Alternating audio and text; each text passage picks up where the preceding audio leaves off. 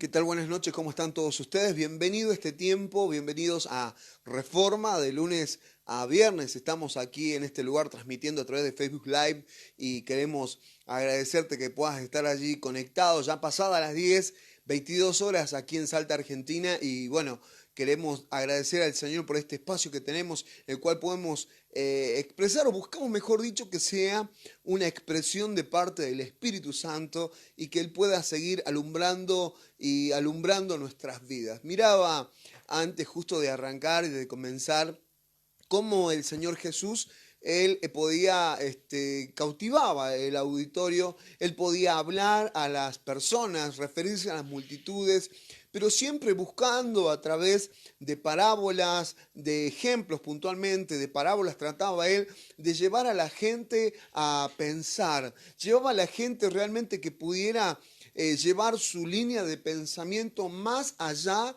mucho más alto, obviamente, a lo cual hasta ese momento habían llegado, o mejor dicho, estaban embotados. Recordá que Jesús lo que va a reclamar, estuvimos estos tiempos leyendo Mateo 23, y conjuntamente la lectura va ligada a Mateo 24, pero vemos allí Jesús haciendo un diagnóstico de todo lo que estaba sucediendo.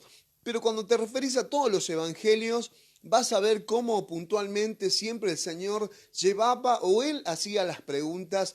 Si bien las personas se le acercaban a preguntar, a veces Jesús respondía con una pregunta, tratando de conducir a las personas realmente a que fueran alumbradas, a que las personas pudieran empezar a reaccionar, empezaran nuevamente a ser activada su alma, activada su mente, activado su entendimiento. Hay una palabra de pronto que quizás puede resultar muy, pero muy fuerte a nuestros días, que realmente nuestra vida, digamos, en los términos lineales en los cuales nos expresamos, nuestra vida está en el Señor y Él está en nosotros, y a Él ha sido presentando vuestros cuerpos, dice el apóstol Pablo, como un sacrificio vivo.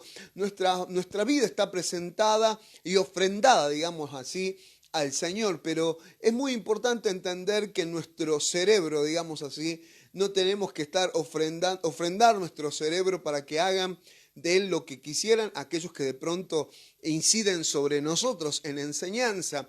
Recordamos allí la gente de Berea al apóstol Pablo, mientras el apóstol Pablo, y guarda que estoy hablando del apóstol Pablo, el apóstol Pablo, mientras él disertaba, los hermanos de Berea iban cotejando con las escrituras y corroborando que cada palabra de que él estaba hablando realmente correspondía al orden de Dios. Hoy en día quizás puede ser visto como alguien, como duda, una persona que duda, puede ser visto como una persona que quizás puede sentirse ofendida, quizás una persona al ver que mientras alguien está disertando, las demás personas están juzgando o sojuzgando aquello que se está escuchando. Y es muy importante quizás en estos tiempos ser como los hermanos de Berea, y no ofrendar nuestro cerebro, sino realmente si vas a ofrendarlo sea a la dirección de su espíritu, a la dirección, a su palabra obviamente, y seremos conducidos a toda verdad.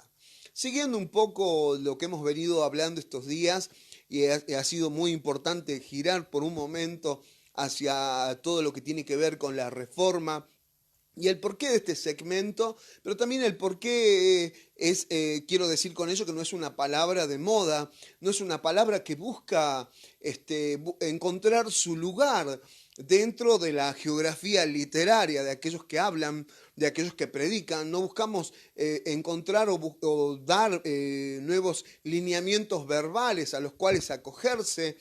No se trata de generar un nuevo vocabulario, sino se trata de, cuando hablamos de reforma, hablamos de que todo pueda volver a la horma o a la forma original de Dios. Y cuando vemos absolutamente todo esto basándonos, ayer leíamos en parte, y espero que lo hayas podido leer completo, el Evangelio según San Mateo capítulo 23, posteriormente el 24 también. Mirando toda esa palabra vemos que para comenzar por lo menos el segmento del día de hoy, Jesús hablaba allí y hacía un diagnóstico al Señor, iba a ser un diagnóstico de aquello que estaba aconteciendo. Y hemos leído en partes la escritura Y cuando vemos Jesús haciendo ese diagnóstico, iba a puntualizar varias cosas, iba a puntualizar que la iglesia estaba haciendo mal administrada mal, estaba siendo enseñada mal, la iglesia estaba siendo víctima de abuso, la iglesia de pronto los líderes se enseñoreaban de ella, desde las finanzas, de las partes económicas estaban siendo mal administradas, se realizaban de pronto actos a nivel de culto, digamos así, que rayaba lo extravagante y fuera de lugar también, y entre otras cosas que Jesús puntualiza allí en Mateo 23. En este diagnóstico que Jesús hace en el versículo 13 va a desembocar en 8 o 9 ayes, va a decir: ay de vosotros fariseos hipócritas, ay generación de víboras, ay sepulcros blanqueados. Y es un texto realmente nos hace flamear el flequillo a algunos o a muchos, pero es una palabra muy fuerte de parte del Señor. Es un diagnóstico que termina en ayes, es un diagnóstico que termina con Jesús haciendo un lamento por Jerusalén. Y va a desembocar, hemos dicho el día de ayer, que va a desembocar este diagnóstico, porque Jesús no tan solo es un opinólogo, ni tampoco viene a opinar sobre la situación, sino ante el diagnóstico Él va a dar la solución, o va a dar la cura o el remedio para que se acabaran todas estas enfermedades, si se quiere, que el pueblo estaba transitando, estas enfermedades que no corresponden al ámbito físico tan solo, sino aquello que había enfermado, digamos de esta medida, había enfermado a sus hijos, había enfermado sus almas, había enfermado sus entendimientos, habían sido enfermados por todas estas situaciones. Dijimos también ayer, para comenzar a expresarnos un poco el día de hoy, y aprovechando estos 30 minutos que tenemos por delante, Jesús hizo una declaración muy puntual allí también, y él hace esta expresión por Mateo 21, va a decir: mi casa está desolada. Y cuando Jesús realiza esta expresión, esta proclamación, es algo que nos puede pasar inadvertido a veces por nuestra lectura, o inadvertido por nuestro entendimiento, como algo que leemos y pasamos, pero es digno de detenernos allí y entender aquella expresión de Jesús. Esa expresión que nos decía: mi casa ha sido desolada. Mi casa, entre otros, estaba diciendo: mi casa ha sido devastada. Estaba diciendo: mi casa ha sido robada. También entendiendo desde el vocablo propio de la etimología de la palabra en hebreo o en griego también, estaba hablando puntualmente: mi casa ha sido violada, ha sido violentada. Mi casa le han quitado la capacidad de ser fértil, la capacidad de reproducir. Y allí es donde quisiera de pronto comenzar el segmento del día de hoy, teniendo esa antesala de todo lo expuesto por Jesús. Realmente nosotros cuando miramos nuestros días, cuando Jesús hace todo este diagnóstico, va a marcar lo necesario de reformar todas estas cosas.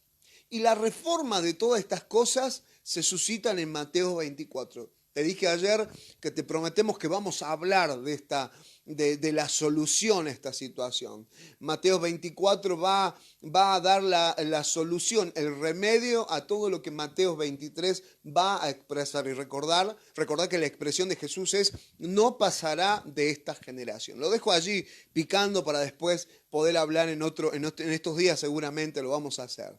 Pero ante este diagnóstico, cuando vemos Jesús dice: es necesario reformar todo esto, y lo vamos a reformar en Mateo 24. ¿Sí? Pero quisiera de pronto mirar todo esto y decirte que aquello que nosotros de pronto vemos linealmente en nuestras vidas, aquello que nosotros vemos linealmente en nuestras vidas, es una película de algo que ya ha acontecido, de algo que ya fue consumado, podemos decir así, eternamente. ¿Qué dice la palabra? La Escritura va a decir allí por el libro de Romanos, capítulo 8, versículo 30, va a ser una declaración fantástica, una declaración para nuestras vidas, que nos va a hablar del origen, quizás me permito decir, del génesis de nuestra existencia, o para entender, mejor dicho, el génesis de nuestra existencia.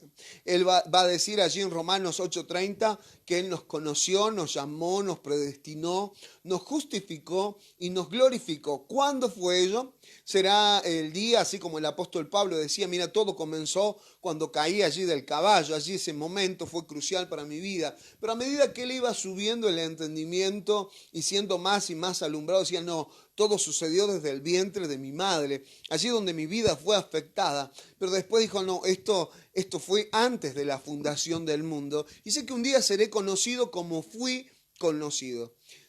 Yo espero que alguna vez te haya llamado la atención al menos cuando la Escritura va a hablar del Señor como Padre, pero va a decir que es el Padre de los espíritus. ¿Sí? Y es una palabra muy pocas veces explicada o hablada. Dice que Él es el Padre de los espíritus y nos suena algo así medio raro quizás a nuestro oído, pero Él estaba declarando nuestra esencia y va a declarar que Él es el Padre de nuestra esencia. Es el Padre de los espíritus, porque nuestra esencia fundamental de vida es el espíritu, es la vida espiritual.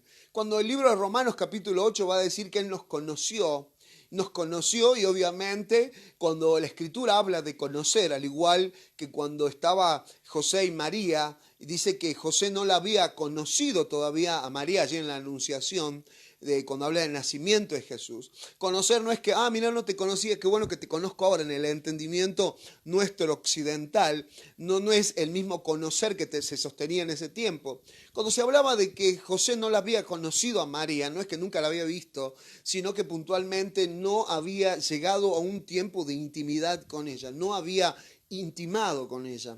Y al no tener esa intimidad, el intimidar era ese hecho se suscitaba en conocer o no conocer a la persona. Cuando la Escritura va a referirnos que nos conoció, va a hablar que había una común unión, pero había una relación, digamos así. Ayer hablábamos en un términos realmente que es digno de escucharlo, de escuchar el del día de ayer, lo que hemos hablado en el programa de Reforma el día de ayer, pero en esta interacción con Dios de amor, de conocernos porque teníamos una relación íntima con Él. Cuando dice la Escritura que nos conoció, no es que nos vio la foto allá a lo lejos, nos reconoció de allá a lo lejos que veníamos nosotros, sino que teníamos un vínculo de intimidad, un vínculo de ese conocimiento íntimo con Dios, de Él que nos conocía y nosotros a Él. La Escritura va a hablar allí y va a decir que todo esto sucedió antes de la fundación del mundo, antes de Génesis capítulo 1, antes de que el mundo fuera mundo, la Escritura dice que Él ya nos conoció y que nos predestinó y que nos justificó y que también dice nos glorificó. Nosotros de pronto, te decía recién, que nosotros lo que vemos linealmente en nuestras vidas tan solo es el reflejo o es la película de algo que ya fue consumado eternamente. Nosotros vamos viendo en el tiempo lo que ya Dios hizo. ¿Desde dónde? Desde allá, desde la eternidad. Por eso va a decir claramente la Escritura que Él preparó las buenas obras para que nosotros anduviésemos en ellas. Si me permitís, es como que nosotros vivimos hoy una vida desde la perspectiva de Dios, vivimos una vida en diferido. Es como cuando ves un partido en diferido, ¿sí? Pedís de pronto que nadie te diga el resultado del último partido de Argentina-Alemania para verlo vos tranquilamente. El partido ya terminó, pero lo vas a ver en diferido y vibrás a la par al desconocer el resultado, vibrás a la par de cada pelota errada, aunque ya el resultado los demás lo sepan, pero estás viviendo en diferido algo que ya ha sucedido. Yo quiero decirte que nosotros, desde esta perspectiva eterna de Dios, vivimos una vida en diferido, donde ya se conoce el resultado, donde ya se conoce, donde ya el guión, el libreto ha sido dado, y esto termina bien. Y esto termina en victoria, y esto termina con la iglesia victoriosa, ¿sí? De esa manera termina esta historia. Termina con Dios gobernando, siendo Él el todo, mejor dicho, en todos. Termina con la iglesia y el Espíritu diciendo, ven, Señor Jesucristo. Ahora, te decía que entonces es para entender vivimos una vida en diferido. Fíjate que cuando nosotros miramos, para entender esta parte de cosas, estamos hablando de cosas que necesitan ser reformadas en nuestro entendimiento. Cuando nosotros hablamos de Jesús y vemos nosotros que Él, y decimos, y lo que leemos en las Escrituras, obviamente también en su palabra, que Él fue crucificado allí en esa cruz romana, fue crucificado allí en esa cruz romana y nosotros miramos ese punto específico, lineal. Yo quiero decirte que lo que habla la Escritura tanto en Primera de Pedro capítulo 1:20, también como en Apocalipsis capítulo 8, va a decir que Él fue el Cordero inmolado antes de la fundación del mundo. Te reitero, Él fue el Cordero inmolado antes de la fundación del mundo. Siguiendo la línea de lo que estamos diciéndote, cabe acotar a ello con este ejemplo puntual que aquello que estaba sucediendo en la cruz romana era la sombra, o era la sombra de algo que ya sucedió eternamente. Aquello que sucedió en la cruz romana, ese día puntualmente, en la crucifixión de Jesús, eso que sucedió en esa cruz romana es la sombra, es la figura, ¿sí?, de algo que ya sucedió antes de la fundación del mundo. Por eso va a decir la Escritura que es el Cordero inmolado antes de la fundación del mundo. Entonces eso nos tiene que llevar a mirar. Confundimos a veces la cruz romana con la cruz de Cristo. Y la cruz de Cristo es antes de la fundación del mundo, pero en lo lineal de la vida sucedió ese día crucial allí en esa cruz. Miramos obviamente su palabra y nosotros nosotros vamos de pronto quizás al caminar en Dios, como la parábola del hijo pródigo, porque hay tanto que Jesús habló y se refirió a este tema que estamos hablando. Quizás podés remitirte a la parábola del hijo pródigo, en la cual dice que este hijo malgastó todo lo que el padre, toda la herencia que él había reclamado al padre, estaba rompiendo ese principio de la herencia, estaba rompiendo el principio de la herencia, el cual acotaba de que la herencia era una vez que moría el testador, una vez que moría allí, recién podía hacer uso de esa herencia. Él rompió varios principios en esa decisión de irse, pero el padre obviamente no lo detuvo, le dio lo que pedía, pero anduvo como pródigo hasta que un día volvió en sí. Cuando dice la Escritura volvió en sí, lees literalmente en la parábola del hijo pródigo, dice así, que él volvió en sí, dijo, en la casa de mi padre yo no tenía estas necesidades que ahora tengo. En las casas de mi padre yo no la pasaba de esta manera. Voy a volver, voy a decirle que me trate como uno de sus jornaleros. Acá el término crucial es que el hijo pródigo volvió en sí. Volver en sí lo hemos explicado en otro contexto, pero volver en sí implica como alguien que se desmayó, que perdió el conocimiento, alguien que sufrió un desmayo, perdió por un instante el conocimiento, perdió el conocimiento de esa instancia de su vida, y cuando va recobrando el conocimiento, decimos, está volviendo en sí, o sea, está volviendo al conocimiento de lo que era. Cuando la Escritura va a hablar del hijo pródigo, en la parábola, y va a decir que el hijo pródigo volvió en sí, estaba diciendo y haciendo alusión un poco a esta linealidad que estamos hablándote hoy. Estaba volviendo al conocimiento de su procedencia, la casa del padre, estaba volviendo al conocimiento de su posición, porque era su hijo, aunque él decía, le voy a decir que me trate como uno, soy hijo, pero le voy a decir que me trate como uno de sus jornaleros. Estaba volviendo en sí, estaba volviendo a recobrar el conocimiento de las cosas eternas, digamos así. Cuando nosotros vemos todo esto, nosotros ese momento crucial o en nuestra vida, vamos recobrando la memoria. Vamos recobrando la memoria de aquellas cosas eternas que ya fueron consumadas. Vamos recobrando la memoria de aquello que ya ha sido consumado por el Señor, que nos ha escogido antes de la fundación del mundo. Vamos recobrando las cosas, memoria de las cosas eternas. Vamos volviendo en sí. Vamos volviendo al conocimiento de nuestra esencia, de nuestra procedencia, de nuestro estatus de hijo y de que tenemos que volver a la casa de un padre.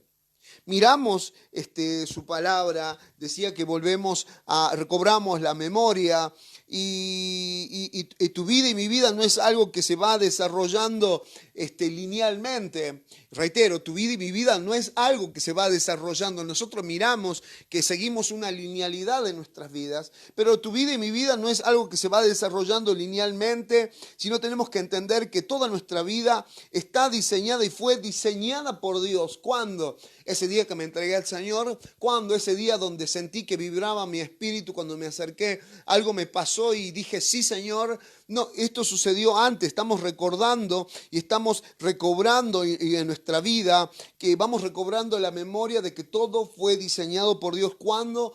Antes de la fundación del mundo. Y es un lugar al cual vos y yo nos tenemos que remitir, que por el Espíritu nos quiere llegar a conducir a la memoria de las cosas eternas. Y Él nos lleva, obviamente, el Espíritu a ir recordando, a recobrar la memoria, a volver en sí de las cosas espirituales, porque tu esencia es espiritual, mi esencia es espiritual. Y ese día que hemos nacido físicamente, biológicamente, aquí a esta vida, ese día para que cuando todo esto fue dado por el Señor, para que cuando tú y yo naciéramos, todas estas cosas fueron planificadas por el Señor antes de la fundación del mundo. Y fueron planificadas por el Señor para que cuando vos y yo naciera pudiéramos reproducir en el tiempo puntualmente algo que ya fue consumado desde antes de que el mundo fuese. Entonces ese momento crucial de nuestro nacimiento comienza, es la expectativa eterna de Dios, que ahora en la linealidad del tiempo reproduzcamos, digamos así, en la línea del tiempo, todo lo que ya fue consumado desde antes de la fundación del mundo. Dios, cuando vos y yo hemos nacido, no ha improvisado. Dios no improvisa absolutamente nada. Él sabe que cuando hay un nuevo nacimiento, cuando una persona vuelve en sí, como el hijo pródigo, cuando una persona vuelve a la memoria de las cosas eternas, vemos allí en esa circunstancia, no es que Dios va a decir, bueno, mira, no esperábamos que Juan, no esperábamos que Lucas, no esperábamos que Claudio, no esperábamos que Ángel se entregue al Señor, diríamos en la línea de nuestro entendimiento tan solo. No esperamos que llegue tan rápido a una congregación o forme parte de la iglesia ahora. Veamos qué podemos hacer. No, Dios todo lo ha planificado desde antes de la fundación del mundo para que cuando nacieras, cuando vos y yo nacieras, pudiéramos reproducir en nuestro tiempo todo lo que ya fue consumado desde la eternidad. Dice también su palabra, obviamente, que son Efesios capítulo 2, versículo 10, todas las buenas obras que Él preparó de antemano para que nosotros anduviésemos en ellas. Por eso tu caminar y mi caminar en Dios tiene que ser seguro.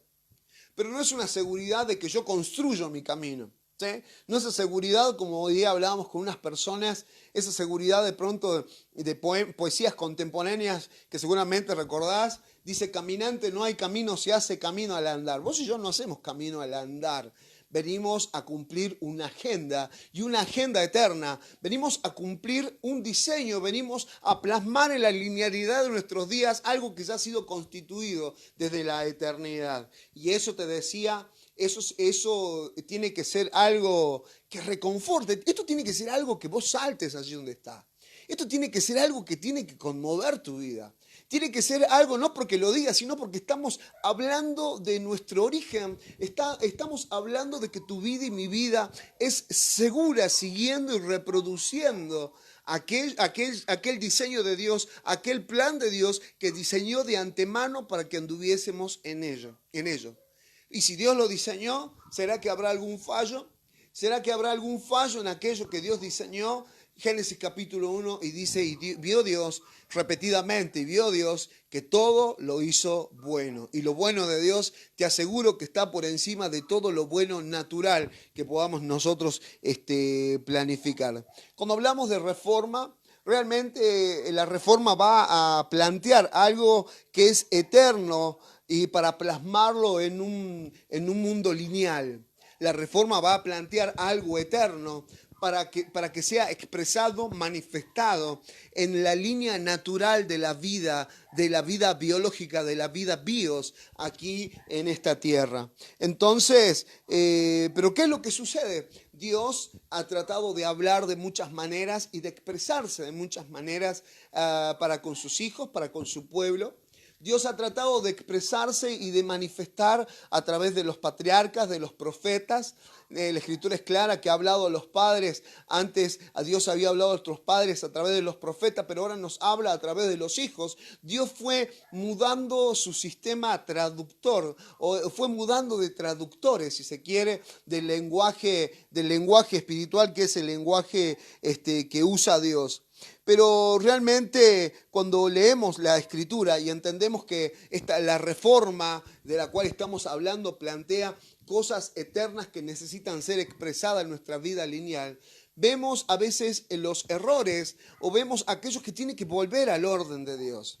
Vemos cosas o entendimientos que no han sido claros, como para dar un par de ejemplos tan solo, cuando hablamos de lo nuevo y lo viejo, del nuevo pacto, del viejo pacto y el nuevo pacto, nosotros creemos que está de pronto, o que lo nuevo es porque está después de lo viejo, y miramos, o que neo de pronto, como muchos han interpretado, hablamos de neo como si fuera neo. No, cuando la Escritura va a hablar de nuevo pacto, no es neopacto, como muchas veces se ha creído o se ha hablado.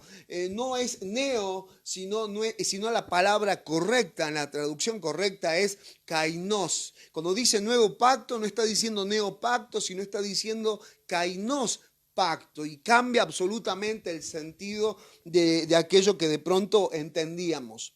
Te decía, para desarrollar esta palabra, que lo que ha pasado en estos tiempos es que ha habido malos traductores. Ayer creo que enfatizaba un poco de ello.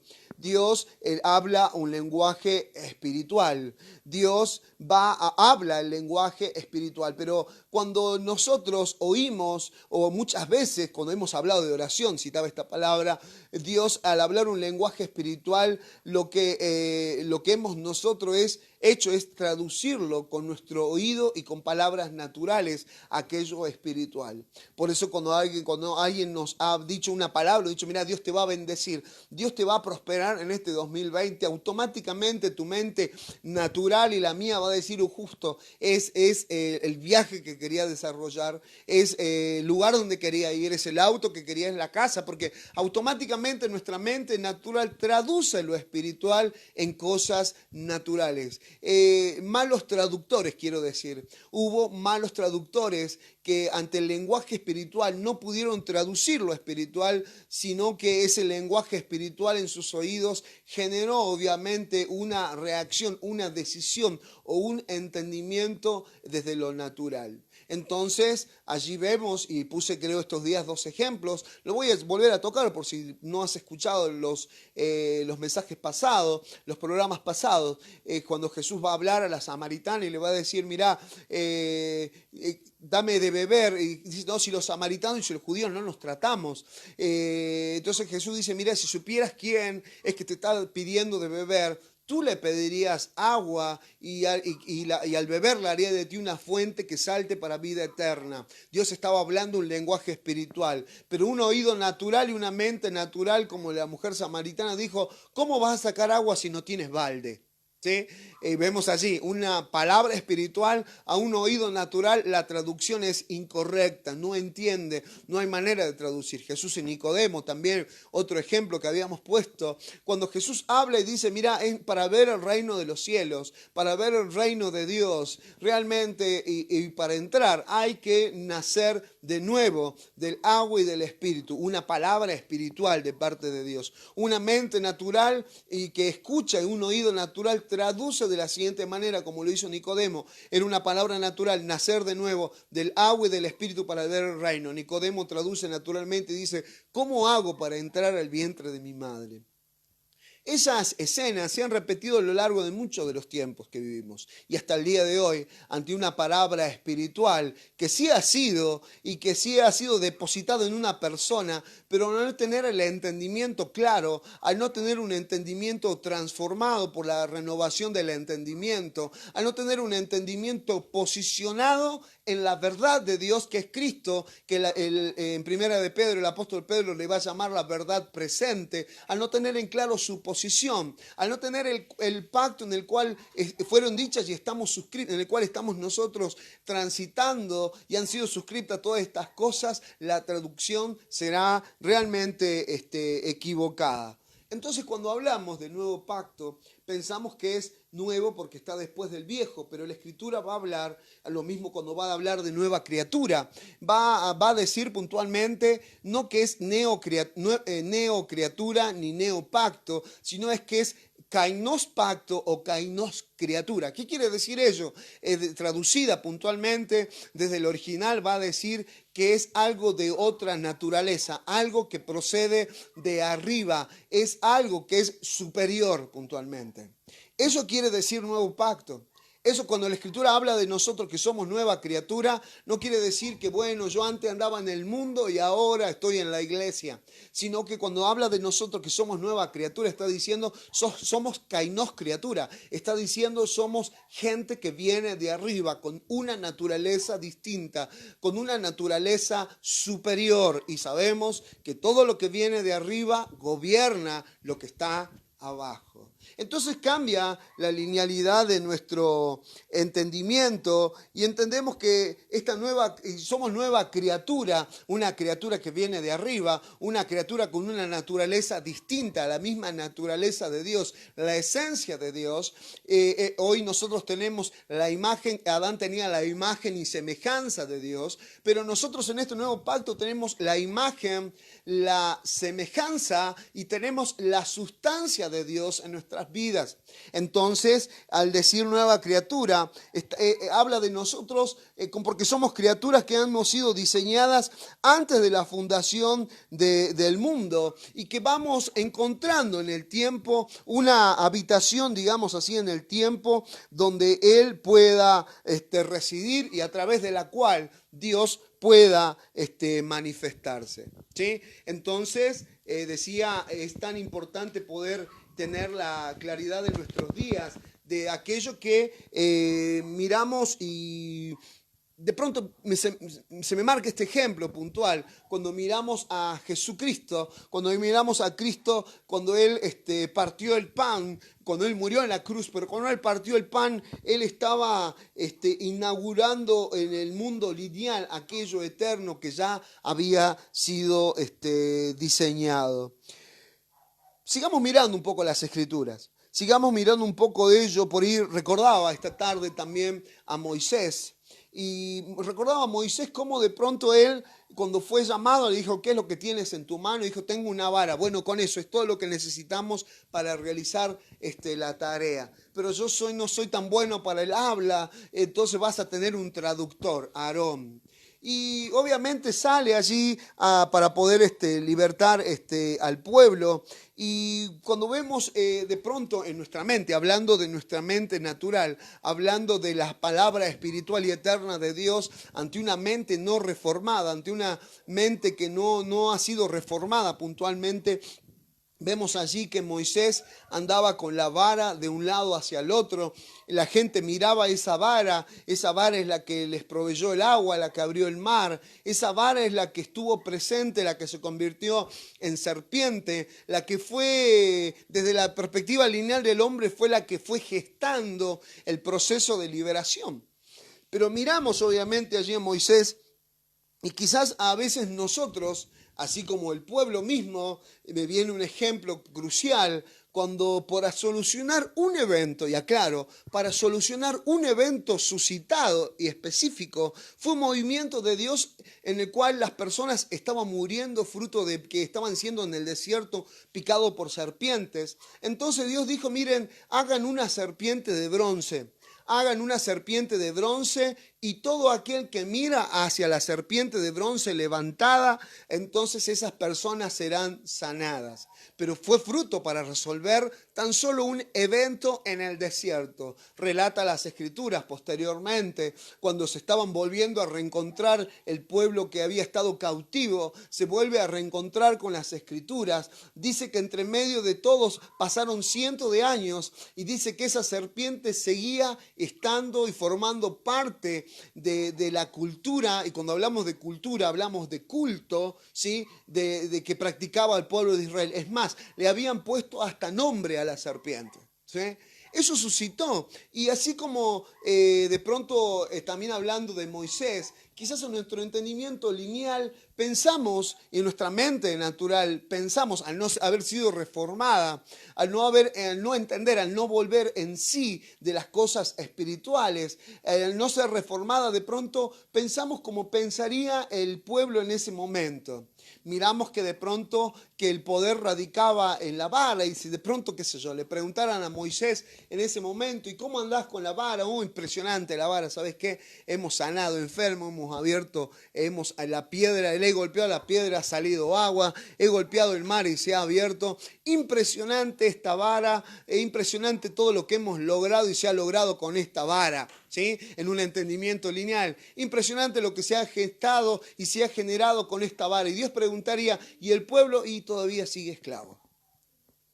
Entonces, cuando vos ves y cuando vemos puntualmente que todavía el pueblo sigue esclavo, cuando vemos que todavía las plagas y los piojos, las ranas, las langostas y todo lo que sucedió allí en las plagas previo a la liberación del pueblo de Israel no dieron resultado, una intervención de Dios, una intervención puntual de parte de Dios, sin la intervención de la mano de Moisés o de una acción de la vara de Moisés, hizo que a través de esa comida, porque si prestas atención, el método de liberación de Dios empezó de esta manera: maten un cordero, ¿sí? Maten un cordero, lo van a hacer conforme era el rito, ¿sí? Se van a encerrar todos, van a pintar con la sangre los linteles de la casa y todo lo demás. Pero quiero centrarme en esta expresión.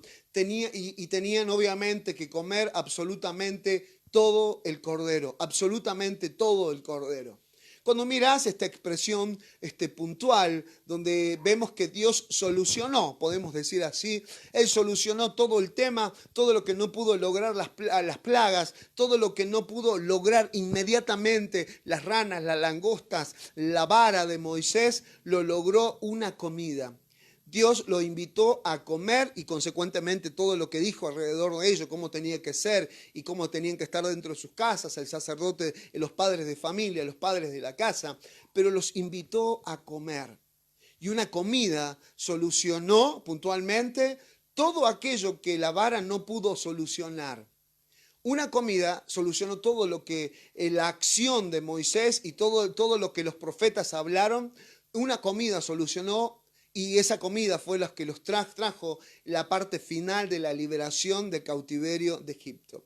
Entre paréntesis digo que todo empezó con una comida también. Allí en Génesis todo esto se desmadró, todo esto empezó en un proceso de descomposición. Todo comenzó a raíz de una comida, a raíz de que el hombre comió aquello que no tenía que comer.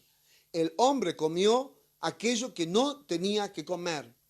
Dicho sea de paso, la liberación vino por comer aquello que Dios dijo que tenían que comer: al cordero, que es sombra, tipo y figura de Jesucristo, y que había que comerlo completo, no en partes, no un evangelio en partes, sino completo, ¿sí?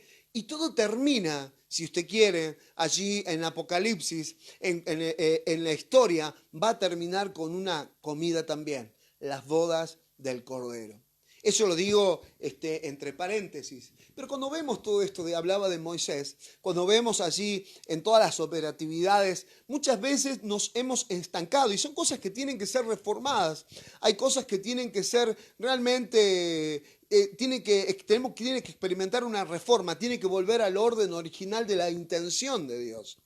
Porque de pronto se puede haber pensado, otros pensaban que era el manto de Elías, quería el manto de Elías, y hoy en día hablamos de esa manera: yo quiero el manto de aquel profeta, queremos el manto, y de pronto pensamos naturalmente y traducimos equivocadamente el plan y el diseño espiritual de parte de Dios. Moisés mismo, después de subir al monte, después de subir al Sinaí y mirar y bajar con toda su cara, su rostro resplandeciente, se cubrió la cara porque la gente le decía: tápate porque no podemos verte a los ojos, ¿sí? Pero relata la misma escritura que ya el brillo se había perdido, pero él seguía obviamente con el velo puesto.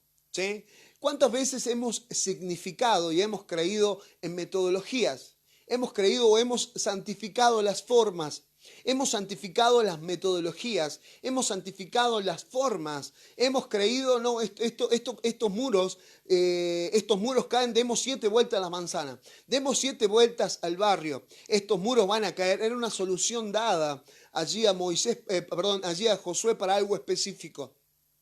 Hemos dicho, no, es todo lo que pise la planta de tus pies. Entonces fuimos pisábamos concesionaria de autos, pisábamos casa y todo, una moto, lo que quisiera lo pisábamos porque pensábamos que era el método el que hacía que las cosas funcionen.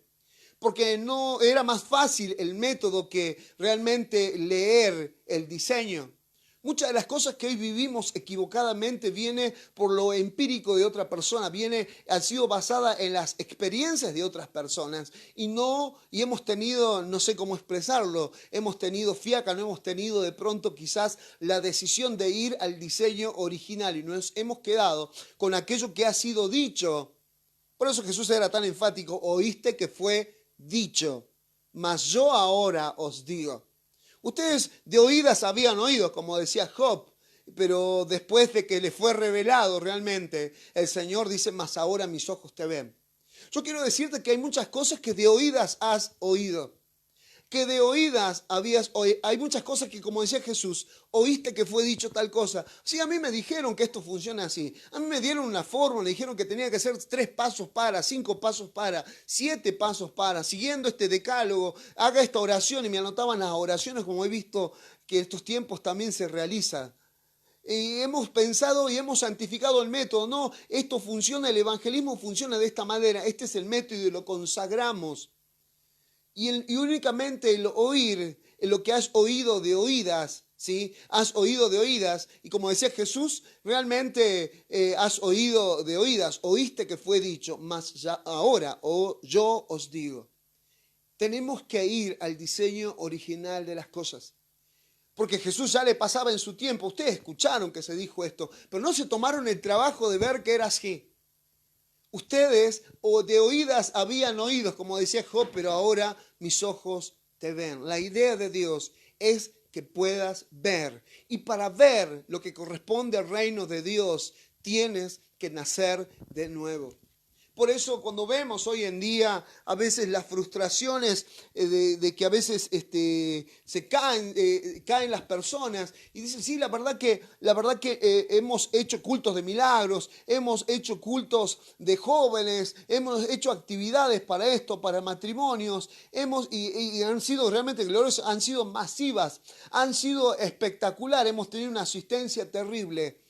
Pero si todo eso que hemos realizado no ha cambiado, no hubo una manifestación, si todo esto no trajo una expresión, no hubo un devolver el útero, devolver la matriz para que reproduzca aquello que le ha sido sembrado, ha sido en vano.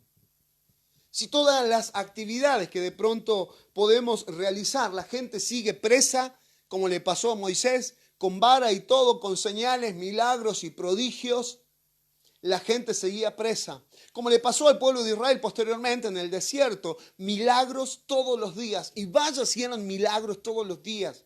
De la clase que vos y yo nos encantaría experimentar hoy en día.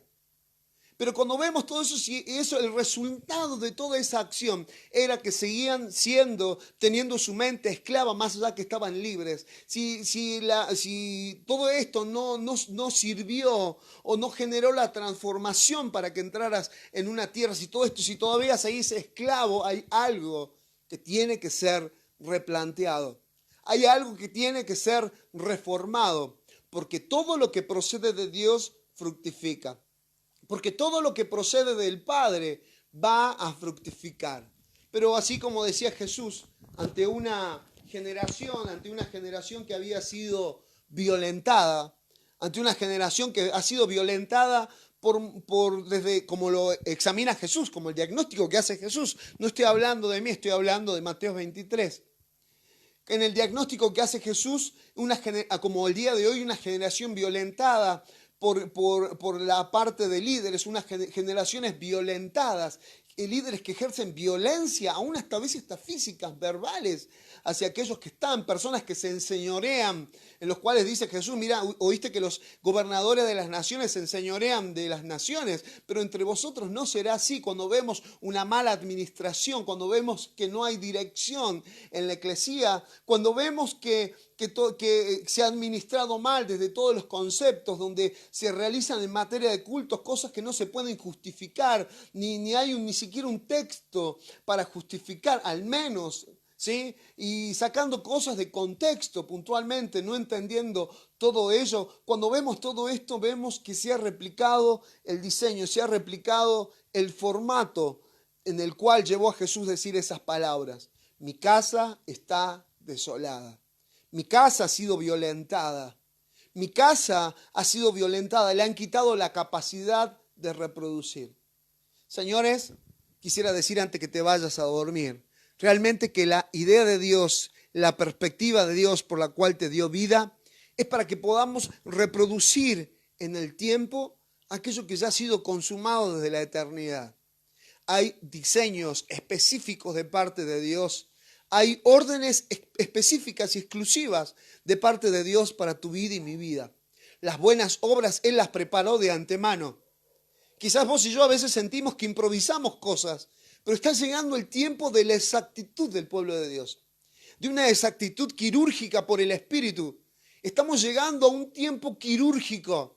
Estamos en un cuello de botella, si te parece, en un punto quirúrgico donde ya las malas praxis espirituales ya no pueden ser en nuestro ámbito. Donde las malas praxis espirituales en las cuales nadie se hizo cargo. Es tiempo que esta generación, y no estoy hablando, sí, la nueva generación, los jóvenes, los niños, sino cuando hablamos de generación, hablamos de la generación después de la cruz, de aquellos que han sido alumbrados y están siendo alumbrados por su luz. No estoy hablando de edad biológica, estoy hablando ni de vida biológica, estoy hablando de vida espiritual. Cuando hubo tanta mala praxis espiritual, de gente, como dice el apóstol Pablo, tienes que ser experto, ningún neófito puede ser. Esto es orar en el Espíritu pero con el entendimiento. Esto es adorar en el Espíritu pero con el entendimiento. Que inclusive hay una reforma que se está suscitando, del cual te aseguro de este tiempo de reforma vos formás parte. ¿Qué es lo que vamos a hacer? ¿Qué es lo que vas a hacer? Es importante poder seguir entendiendo y ser transformados a través de la renovación del entendimiento. Gracias por estar allí. Tan solo cualquier pregunta, cualquier comentario, aquí de este lado están las diferentes plataformas en las cuales puedas comunicarte. Con mucho gusto tendremos el agrado de contestarte, decirte también que el día viernes vamos a estar en Radio Libertad, también 103.1, vamos a estar allí a partir de horas 18 hasta horas 20, ¿sí? Con el programa Operación Reino Reformado, así que te invitamos a que puedas sumarte y a seguir escuchando una palabra de parte del Espíritu, que puedas escuchar el sonido. Mi nombre es Juan, pero que puedas escuchar el sonido del Espíritu a pesar de Juan, puedas escuchar el sonido de su voz. Que descanses. Buenas noches.